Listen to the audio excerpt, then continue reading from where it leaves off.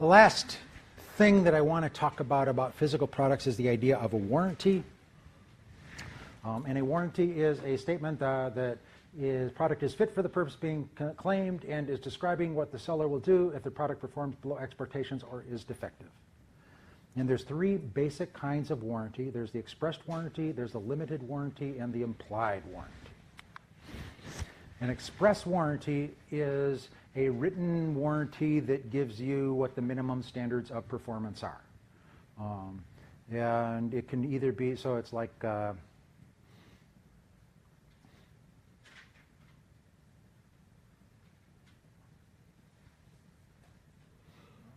I buy a frozen pizza, I would expect the frozen pizza to meet some minimum standards as to palatability and or serviceability when I cook it in the toaster instead of in the microwave.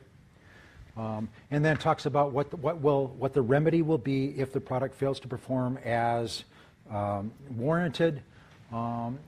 Rare, but occasionally you'll see a full warranty, which is 100% satisfaction guaranteed for any reason. And even with a full warranty, many times they will limit incidental damage. So I 100% guarantee your Samsung phone, but I'm not going to be responsible for the damage that it caused on the plane when it exploded. Did you hear about that? I had to ground a plane because a Samsung phone, a replacement phone, caught on fire. So yeah, we're not responsible for the plane being grounded, but we'll take care of you for the phone. Usually it's written, and yeah.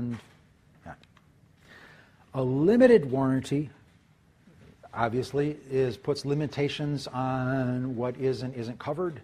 The kind of the saying is, the large print giveth, and the fine print taketh away.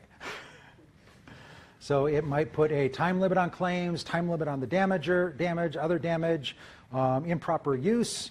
And that's important because it's a way to limit yourself for liability, especially for misuse of products.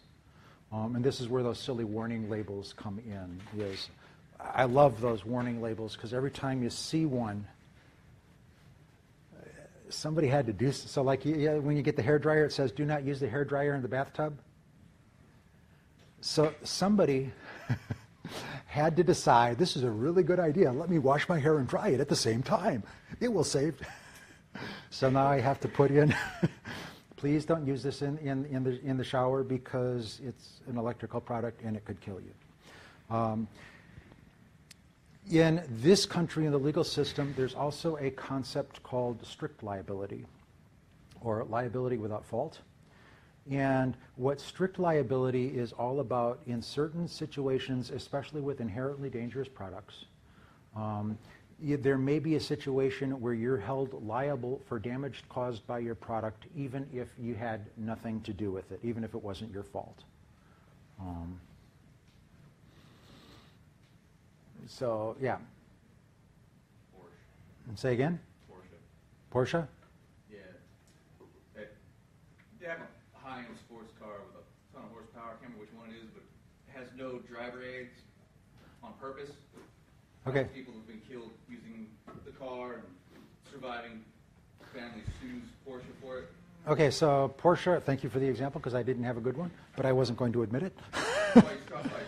But Porsche has a very, very high-end sports car that's all performance, doesn't have any of the normal driver's aids, and people have been killed by people driving these cars and have sued. They killed themselves. Oh, they killed themselves? Yeah, they take them to racetracks. Okay, and then sued Porsche because I bought this car knowing that it didn't have any safety features in it, and I hurt myself. Yes, they buy it specifically. Well, it's probably the family that sued. But again, the courts may decide that even though Porsche was not, made it clear that this is a dangerous vehicle, they still may decide that because Porsche is in a better position to make that victim whole than the victim is, that they may share liability.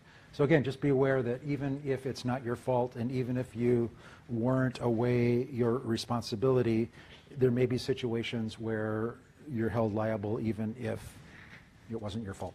It's not my fault. The last kind of warranty is even weirder. It's an implied warranty.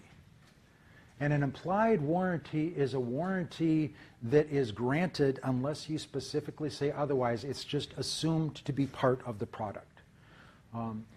Some of the common implied warranties is the implied warranty of merchantability. And the implied warranty of merchantability says that the product should perform the way it's supposed to perform. So if I buy a wristwatch, what does a wristwatch do? It tells time. If a wristwatch doesn't tell time, then you can't limit that away.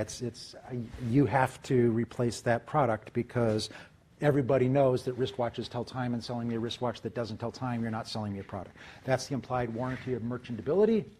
Implied warranty of fitness of purpose is that any representations about the product made at the time of sale could be binding. So for example, if I was buying a wristwatch and I say I'm going to use it for scuba diving, and the salesperson says this wristwatch is, water resistant up to 50 feet, and I use it scuba diving and it breaks, then the fitness of purpose, the person selling me the watch understood that I was going to use it for scuba diving and told me that it would be suitable for that purpose. So even though it said, well, it's only water resistant, it's not waterproof, that's not what you said to me when you sold it. That would be an implied warranty. And the last one is the implied warranty of title. It assumes that if somebody sells you something, they own it.